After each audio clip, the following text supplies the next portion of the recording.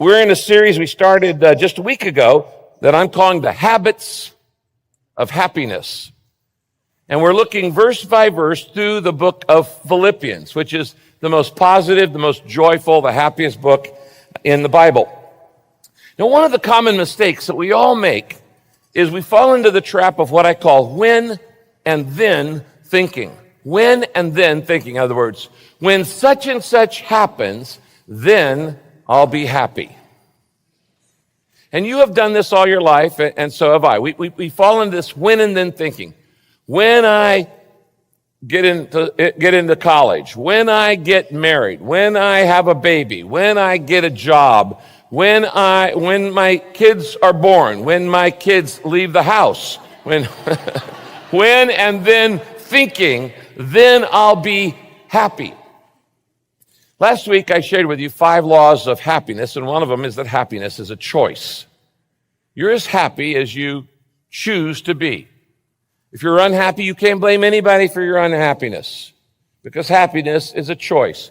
You don't go looking for happiness, you create it. It is something you create. And happiness, by the way, is not a goal. We talked about this last week. It is the byproduct of right thinking and right acting. Now, there are 4 common barriers to happiness. I want you to just write these down at the top of your notes there. 4 common barriers. I call these the killjoys of life, because when any of these enter into your life, then they're going to rob your happiness unless you're prepared for them. The first one, of course, is pain. Pain is a killjoy. It's hard to be happy and in pain at the same time. This morning, Kay and I were moving some Christmas boxes out of the attic down to the garage, which we had just remodeled a little bit. And as she stepped down the stairs, she fell over backwards. Yeah, and really hurt herself. And for the next hour, she was in major pain. There's no way she was going to be happy while she was in pain. And I was getting ice packs and things like that. And pain is a killjoy. But there's another one, and you're familiar with this one too. I call it picky people. Picky people. People of all kinds, actually, can cause you to lose your joy. They can be irritating, they can be demanding, they can be uncooperative, they can be arrogant. People are a common killjoy in life. Number 3, pressure. Pressure can cause you to lose your happiness. And you can have pressure from within yourself, or you can have it around you. It can be internal or it can be external. And then number 4, and one you're all familiar with, of course, is problems. Problems. And there are all kinds of problems. So pain, people, pressures, and problems all are what I call the killjoys. Now, in Philippians chapter 1, verses 12 down to about verse 30 or so, Paul talks about all 4 of these killjoys. And we have an example of how to be happy no matter what's going on in your life. Now, I want to remind you that Paul, when he writes this book, the happiest book, he's in prison. He's in prison in Rome. In fact, the last 4 years of Paul's life had gone like this before he wrote this happiest book in the Bible. He spent 2 years in jail in Caesarea on false charges. 2 years in jail for false charges. Then he is sent on the way to Rome, and he is shipwrecked in the Mediterranean Ocean on the way to Rome, and he ends up on a desert island in the Mediterranean, and he's stranded there for a while with some people, and while he's there are some snakes, poisonous snakes on that island. He actually gets bit by a snake while he's there. Then he's imprisoned again for another 2 years in Rome with a guard chained to him 24 hours a day. So he has no privacy at all. He's in prison in Rome with a Praetorian guard, because he was such an important prisoner, chained to him 24 hours a day. He has no privacy. Now, Paul has every reason to be bitter. He has every reason to be unhappy. He has every reason to be depressed and have a pity party. Instead, he writes this book on happiness and on joy. Now, let me read you today's text. It's Philippians 1:12-30. It starts like this. I want you to know, dear brothers and sisters, Paul's writing, that everything that has happened to me has helped me to spread the good news. For everyone here, including all the soldiers in the palace guard, know that I am in chains because of Christ. And I have gained confidence. And because of my imprisonment, many of the Christians here have gained confidence and become more bold in telling others about Christ. Now, some are sharing Christ out of jealousy and rivalry. He's talking about the people who are outside. But others preach Christ with pure motives, and they love me, and they know that the Lord brought me here to defend the good news. But there are those who do not have pure motives as they preach about Christ. And they preach with selfish ambition, and they're not sincere, intending to make my time in prison more painful to me. But whether or not their motives are pure, the fact remains that the message about Christ is being preached, so I rejoice. And I will continue to rejoice no matter what. For I know that as you pray for me, he's writing to people in the Philippi, the church in a city in Greece called Philippi. It's called Philippians. If he's writing to us, it'd be First Californians. For I know, he says, that you are praying for me, and as the Spirit of Jesus helps me, this will all turn out for my deliverance. And I live in eager expectation and hope. And then he says, I want my life to always honor Christ, whether I live or I die. For to me, living is for Christ and dying is even better. If I live, it just means more fruitful service, years of service for Christ, but I'm often torn between two desires. Sometimes I want to live, and sometimes I long to go on and be with Christ in heaven. That would be far better for me. But it's better for you if I live, so that you can grow and that you can experience the joy of your faith. But whatever happens, you must live in a manner worthy of the good news about Christ. Don't be intimidated by your enemies. It will be a sign to them of their downfall that God's with you and that he will save you. For you have been given not only the privilege of trusting in Christ, but also the privilege of suffering for him. And we are in this fight together. You've seen me suffer for Christ in the past, and you know that I am still in the middle of a great struggle. Now, that's a very warm, personal note that Paul's writing. It's a very personal book. This letter he's writing to his friends in the church of Philippi that he started. And in this passage, he covers these 4 different killjoys. And he talks about how he has dealt with them, how he's maintained his happiness in spite of everything going in ways he hadn't planned. Now, the key verse in this whole passage I just read is verse 27. It's there on your outline, and it says this: whatever happens, conduct yourself in a manner worthy of the good news of Christ. So in this passage, we learn how to be happy no matter what, even if you're in prison in Rome. And Paul models 4 habits. Let's get right into it. Number 1, I can be happy no matter what happens in my life if, number 1, I look at every problem from God's viewpoint. If I look at every problem from God's viewpoint. You see, happy people have a larger perspective. They have a bigger worldview. They see the big picture. When I don't have the big picture, when I don't see things from God's point of view, I get discouraged, I get frustrated, I get unhappy. The reason we get unhappy is because we don't see what God does. Now, the truth is, no matter what's going on in your life, the good, bad, and the ugly, God is working out a plan.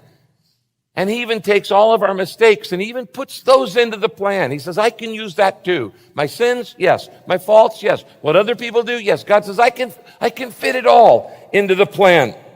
And Paul knew this. And so he starts out, the first verse is verse 12, and he says this: now I want you to know, dear brothers and sisters, that everything that has happened to me has helped spread the good news. Now let me explain what's going on here. Ever since Paul had become a Christian on the road to Damascus, he had dreamed one great dream, and that was this: I want to preach in Rome. Rome is the center of the universe. Rome is the capital of the empire. Rome is the most prestigious, powerful, strategic city in the world. We've picked out 12 of those strategic cities where we're planting this year and next year churches at Saddleback. But if we had been planning in those days, we would have been planning in Rome. There's no doubt about that. There was no nation more important than the Roman Empire, and there was no city more important than Rome. So Paul's dream is sharing Christ at the center of the universe. And what he wants to do is this: he wants to go to Rome, he wants to rent the Colosseum, and he wants to do a harvest crusade for 6 months. That's what Paul's thinking. I'm going to Rome to preach. God had another idea. Paul, you're going to go as a prisoner, and I'm going to make you a royal prisoner of Caesar. Now, does anybody know who was Caesar at this point? Nero. You ever heard of that guy? Yeah, Nero. About as wicked and as bad as you can get. So Rome, Paul is a prisoner of Nero. And as a royal prisoner, with a royal guard chained to him 24 hours a day, he gets to talk to all kinds of key people he would never otherwise talk to because he's an important prisoner. He's chained 24 hours a day to a palace guard for 2 years. They changed that guard every 4 hours. So I added it up. Over 2 years, he witnessed to 4,380 guards. Now my question is, who's the real prisoner here? Who has the captive audience? Paul is talking to the entire court of Caesar's palace. And God says, this is my plan. You want to go do the big city lights national crusade, but I'm going to put you in prison. And there were 2 results of it, we know for sure. Chapter 4, when we get to later on, will tell us that within 2 years, some of Nero's own family had become believers because Paul was a prisoner in Rome. Some of the royal family had become Christians because Paul was in prison. And second, Paul, it's kind of like Rick Warren. It's hard to get him to sit down, sit still, not stop moving. He's forced to sit still, and he, as a result, writes the New Testament. I wonder which had a bigger impact. Go do a harvest crusade in the Colosseum, or be forced to sit still hour after hour and write Romans, 1st, 2nd Corinthians, Galatians, Ephesians, Philippians, Colossians, and on, 1st, 2nd Timothy, and 1st, 2nd Thessalonians, and most of the New Testament. This is why Paul says, I want you to know, dear brothers and sisters, that everything that has happened to me, being in prison, has helped spread the good news. So he says, I've got my plan, but God has a bigger plan. And he says, I can be happy because I can see what God is doing through my problem.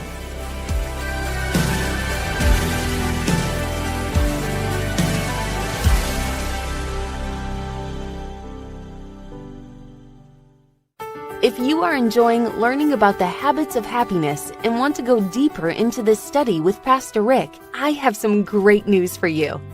Pastor Rick's brand new Habits of Happiness guided experience book is available to you right now. In this guided experience, you will learn the biblical habits of happiness and begin seeing things from God's perspective. This interactive, full-color, hardcover book is filled with biblical truths, practical lessons, and application exercises. It's a comprehensive study tool that will help you grow spiritually. The Habits of Happiness guided experience is available only through Daily Hope. Your gift to Daily Hope helps us share the hope of Christ with people around the world. When you give a gift today, your gift will be doubled by the matching grant up to $50,000.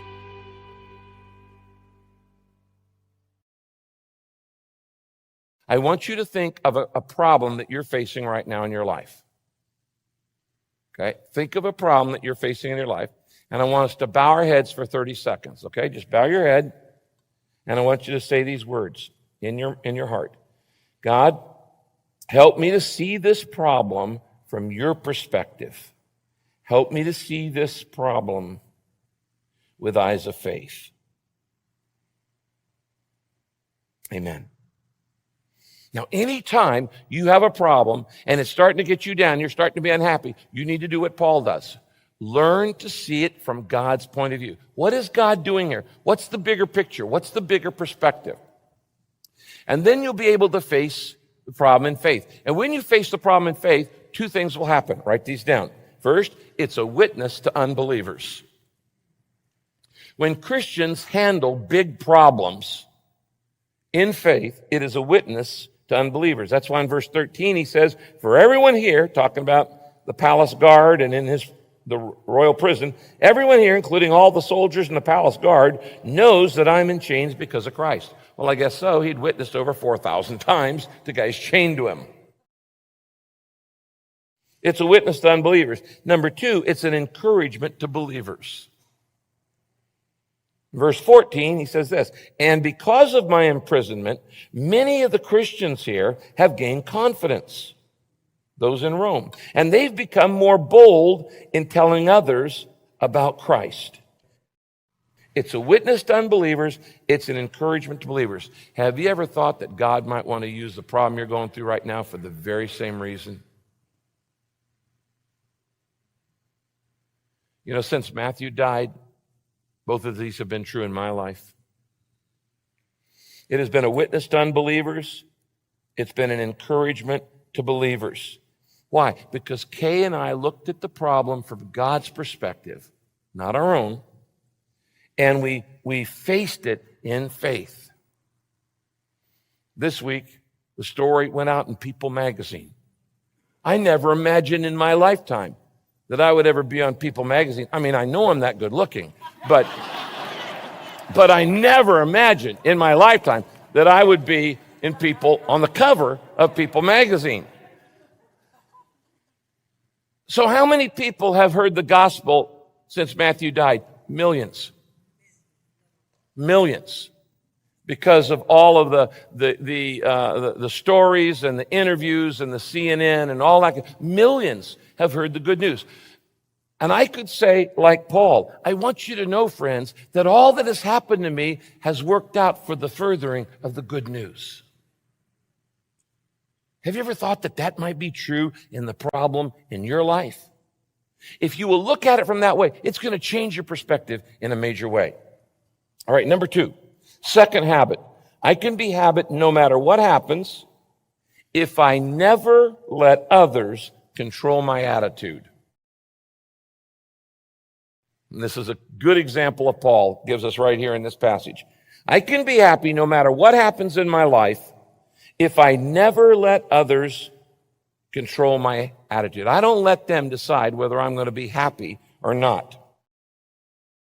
Now, Paul, in this next section, he talks about 4 kinds of people. And while he's in prison, he says, now there are some people who are attacking my ministry. They slandered Paul. They judged Paul. They criticized Paul. They were gossip mongers. There were some people who supported his ministry that were friends. There were some who competed with his ministry. They're trying to kick him while he's down. And there were some who were, undermining his ministry. They're even trying to destroy him. They're trying to rub it in. He's in prison. They're trying to make it more painful. And in Philippians chapter 1, verses 15 to 17, Paul describes 4 kinds of people. 3 of them are killjoys. One's a good kind.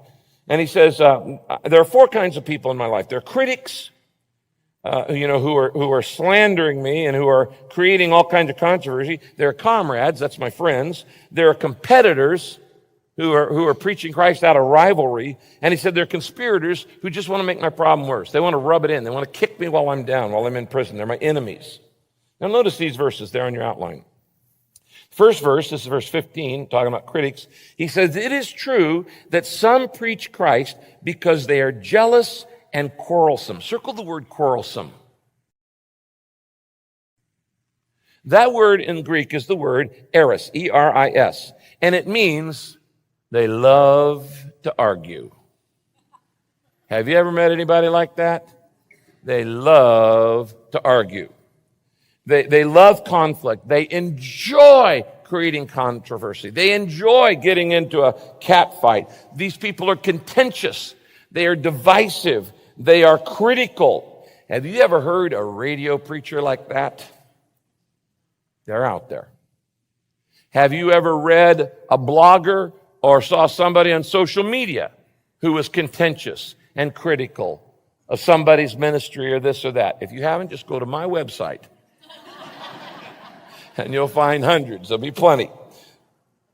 Now, notice that here, he says they're jealous and they're quarrelsome. Notice that the critic's motive is usually jealousy. When people criticize something, they usually are jealous of it.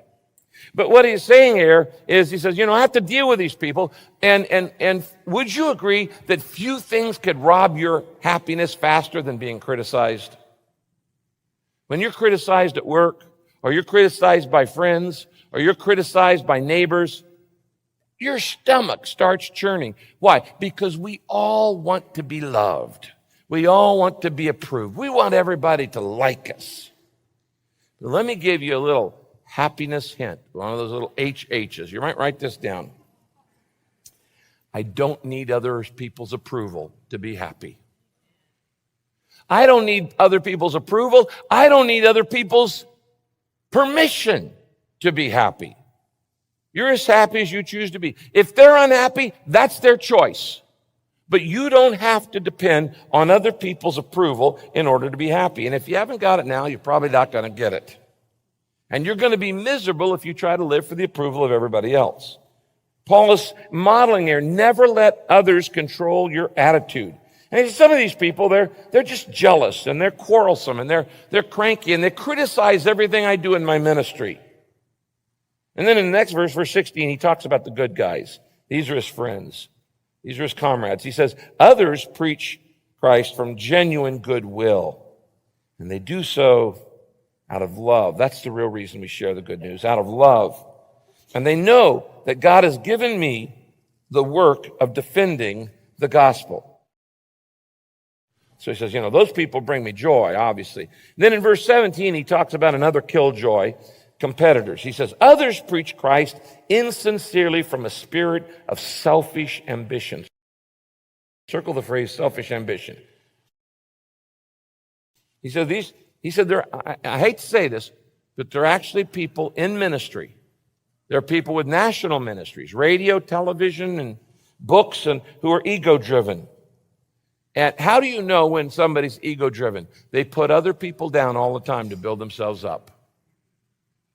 That's when you know somebody's ministering in selfish ambition. They feel compelled to put other people down in order to build themselves up. Now, you're not a preacher, but if you're in any kind of business, you have competitors. And if you don't deal with this, competitors will rob your happiness. And you'll look at what they're doing. You can have competition over the color of your lawn. Neighbor's yard's greener. We better get ours going. You can have competition over the car you drive. You can have competition over your kids. My kid was student of the month at Folsom Prison. And that's competition. My kid, and I'm so proud. You can compete over hairstyles. You can compete over shoes. Don't look at people right now, but that's true. That's true. And if you don't deal with this, you're going to be unhappy a lot of your life, because critics will rob your happiness and competitors will rob your happiness. And Paul says, even in the ministry, there are competitors. And they're selfishly, ambitiously, and insincerely preaching the good news. And then in the second part of verse 17, he talks about conspirators or enemies. These are people who just want to mess him up. He says, other people just want to stir up more trouble for me. And they want to add to my pain while I'm in prison. I did a whole series on this, remember, called The Crazy Makers. Remember that one? Crazy Makers. There are troublemakers, there are crazy makers, and they will rob your happiness unless you know how to deal with them.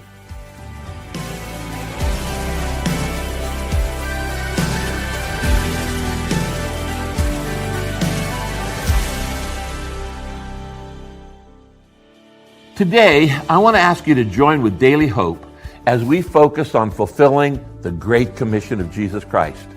You know, sharing Jesus with others is the most important thing you can do.